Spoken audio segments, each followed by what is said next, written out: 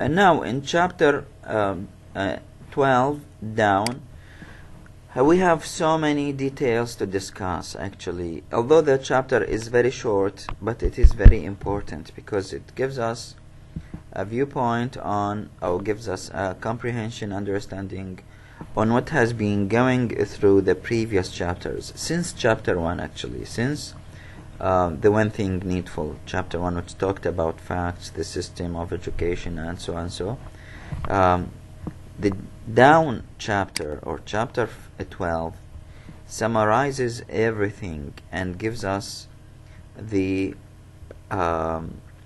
fruit that we are going to reap, which is the title of the book, as we said, sowing, reaping, and garnering. So chapter 12 is the last one in the reaping book, الجمع أو الحصاد, جمع الثمار اللي we grow, we sow in the previous chapters. So the chapter mainly highlights a few points here.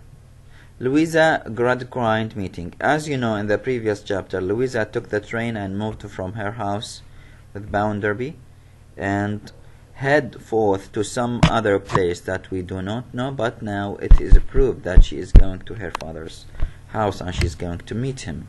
Discussion over Louisa's past between Gradgrind and Louisa, her childhood, what has been missing, what has been what did she lack in her life. Some words where which she attacks her father's system, and she referred to a new thing that she is feeling now that has not been there in the previous years, where she was under the rule, let's say, of her father in his school or in his house. Something new, something she did not experience, which is somehow kind of love, as we see in her relationship with James. And the word down here represents the fruit of the system, which is not a fruit, which is a failure. The system has failed, and the writer proved it at the very end of the chapter in the last paragraph. So I'd like to have a look with you at these important paragraphs. Actually, everything is important in this chapter. Every quotation is important, every word, because you know this is the climax of book the second. Gradgrind was at home for the vacation. He sat writing in the room with the deadly statistical clock. Again, the writer highlights these issues, the statistics, the clock, the time, proving something, no doubt, probably in the main, that the good Samaritan was bad economist. Again, talk about sciences, about facts, about things related to the educational system. The noise of the rain did not disturb him much, because you know he has no elements of romance or anything related to these issues. Now Louisa at the door. Father, I want to speak to you. She directly, without any introductions, without any words, she came with direct, let's say, sentence for her. Father, I want to speak to you. What is the matter? How strange you look. And good heaven, said Gradgrind, wondering more and more. Have you come here exposed to this storm? She put her hands to her dress as if she hardly knew. Then she uncovered her head, and letting her cloak and hood fall where they might, stood looking at him. This is how the writer highlights Louisa in this situation, colorless. Whereas she used to be colorful, bright, as this Bounderby and James Harthouse described her at the beginning when they met her. She had a house with, a face which is full of joy and happiness and colors. Disheveled, so defiant, despairing that he was afraid of her. What is it? Louisa, tell me, what is the matter? She dropped into a chair. Father, you have trained me from my cradle. Yes, I curse the hour in which I was born to such a destiny. He looked at her in doubt and dread, vacantly repeating, curse the hour, curse the hour. What does that, yani, as if he is astonished, because this is not what he used to encounter or listen to from his own children. So this is important. I curse the hour in which I was born to such a destiny. How could you give me life and take from me all the inappreciable things that raise it from the state of conscious death? Where are the graces of my soul? Where are the sentiments of my heart? What have you done, O Father, what have you done with the garden that should have bloomed once in this great wilderness here? A very strong speech from Louisa. She's talking about what she has missed. And do we know why she is saying that? What is the motive? What motivated her to speak like that with her father? Why Louisa is producing such words to her father?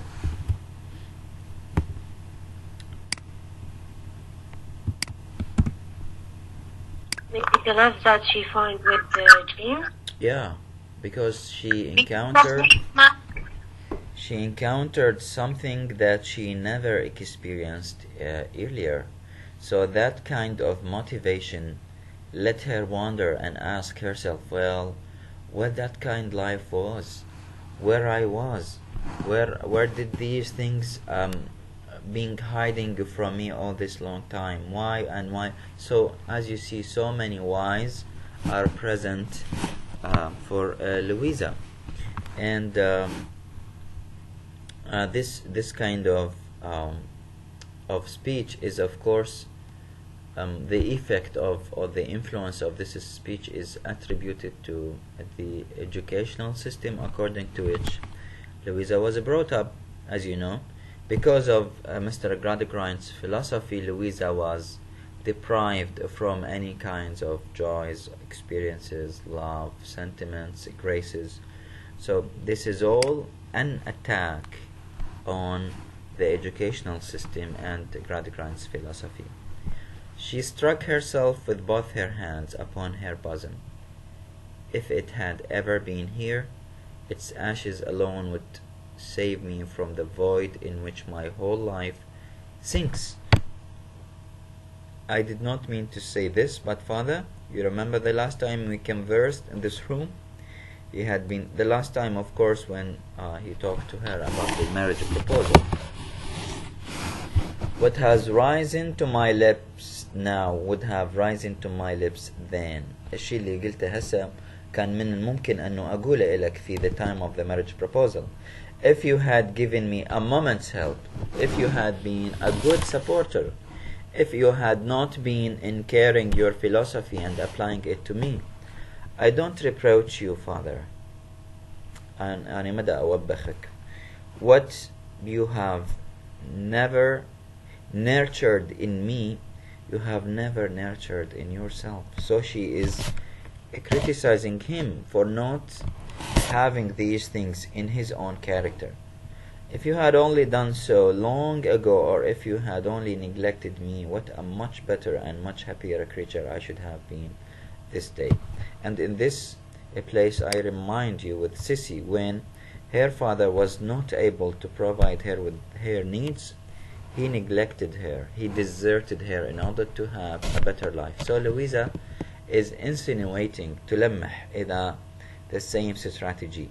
Had her father been neglecting her or leaving her to live her life the way she wants, she would not have been living the current life. She would have been living a happier life, as she says.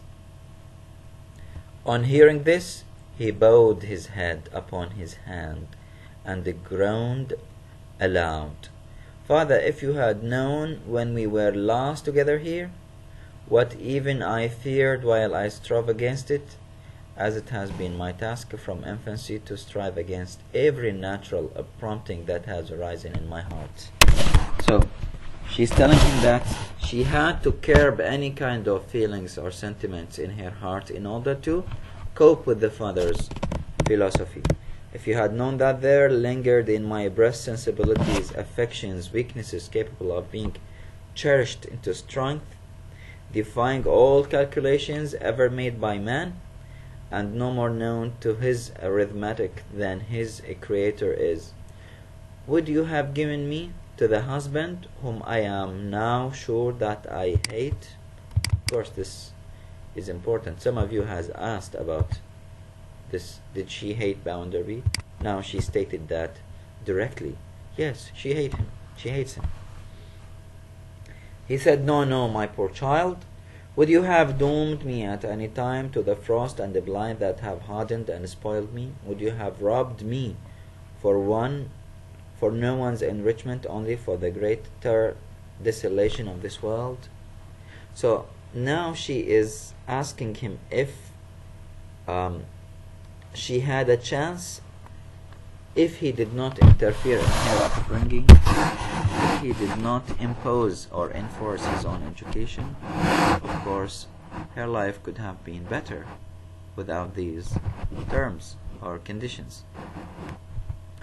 If I had been blind, if I had groped my way by my sense of touch and had been free, while I knew the shapes and surfaces of things to exercise my fancy somewhat, I regard to them I should have been million times wiser. لو عارفني أنت مخليني أنا أشوف حياتي وطريقي. Without your guidance, I should have been million times wiser now, happier, more loving, more contented, more innocent and human, يعني above all, in all good respects, than I am with the eyes I have. أكثر من ما أني عليه بهاي العيون اللي تعلمت بها الفلسفة.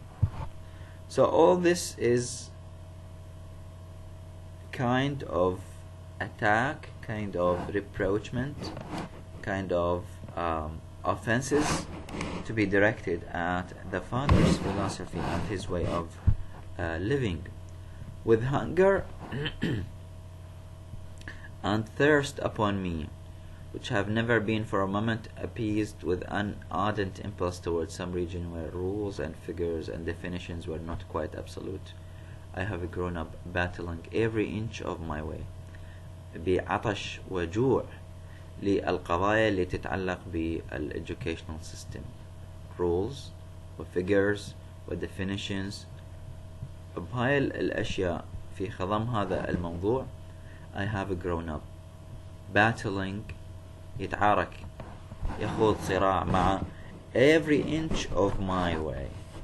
I never knew you were unhappy, my child. هنا شوفوا, in all these paragraphs, Mr. Gradgrind was silent. He doesn't know what to say. Now he said, well, I never knew you were unhappy, my child. Father, I always knew it. In this strife I have almost repulsed and crushed my better angel into a demon. And I so young in this condition, Father, for I show you now, without fear or favor, that ordinary deadened state of my mind as I know it, you proposed my husband to me. Now she is blaming him for the issue of the marriage. I took him. I never made a pretense to him or you that I loved him. وطبعا هذا الشيء كان واضح عندما سألته, do you want me to love Bounderby? Do you think that Bounderby loves me? And etc. I knew, and Father, you knew, and he knew that I never did. She never loved him. I was not wholly indifferent, for I had a hope of being pleasant and useful to Tom. كان هذا هو الغرض الرئيسي من المارriage. I made that wild escape into something visionary, and have slowly found out how wild it was. But Tom had been the subject of all the little tenderness of my life. Perhaps he became so because I knew so well how to pity him. If you remember, I'd like to link this with other quotations that we dealt with in previous chapters. If you remember Louisa talking with Tom and saying, "Oh Tom, I feel sorry for not being able to entertain you in this house. I feel sorry because there are no sources of happiness and joy. I feel responsible towards you." That's why she says here, that's why she felt responsibility to entertain him, because she felt pity for him. It matters little now, except as it may dispose you to think more leniently of his errors. So this is related to the marriage. This green paragraph talks about how Louisa was enforced actually to marry Bounderby in order to please her father and to comply with يعني تتماشى مع الphilosophy of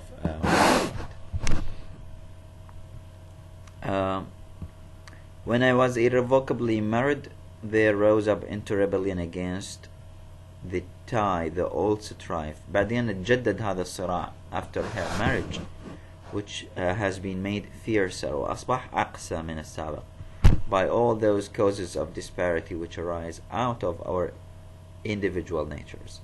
بسبب التفاوت الكبير بين الشخصيات مال باوندربي ولويزا, and which no general rules or laws shall ever rule or state.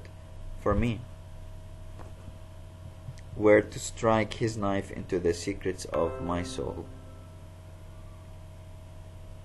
Father, until they shall be able to direct the antagonist, were to strike his knife into the secrets of my soul. طبعا this kind of a crime is done by Gradgrind and Bounderby at the same time, who killed the soul of this very young person, Louisa.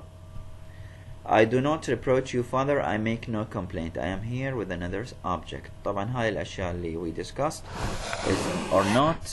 are not the subject of Louisa's problem. She came in order to discuss what made her say these things, what led her to discuss these issues. So here she talks about James. Chance threw into my way a new acquaintance, a man such as I had had no experience of, used to the world, light, polished, easy, making no pretenses, avowing the low estimate of everything that I was, half afraid to form in secrets. So Louisa is motivated by her experience with James, and there seemed to be a near affinity between us. Affinity يعني تقارب, harmony between them, because now she is so flexible, she is very lenient, and her heart has, let's say, responded to James's moves. Father, he did gain her confidence here, which Bounderby did not manage to gain. What you know of the story of my marriage, he soon knew just as well. I have done no worse, I have not disgraced you, but if you ask me whether I have loved him or do love him, I tell you plainly, Father, that it may be so. I don't know. It may be that she loves him. All that I know is your philosophy, and your teaching will not save me now, Father. You have brought me to this. Save me by some other means.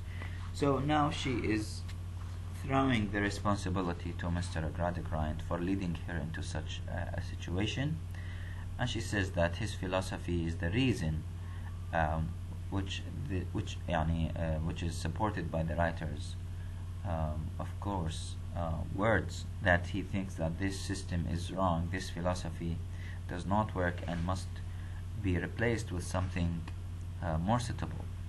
He tightened his hand in time to prevent her sinking on the floor, but she cried out in a terrible voice, I shall die if you hold me. Let me fall upon the ground.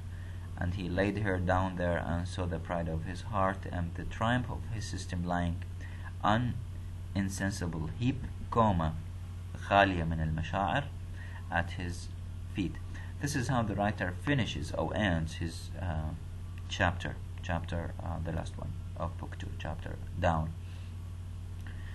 So, as you see, now we as readers understand that Gradgrind's system, philosophy, education, everything related to him would definitely not lead to a fruitful result, because we have a proof now, اللي هو Louisa, who failed in her life, in her matrimonial life, in her life in general.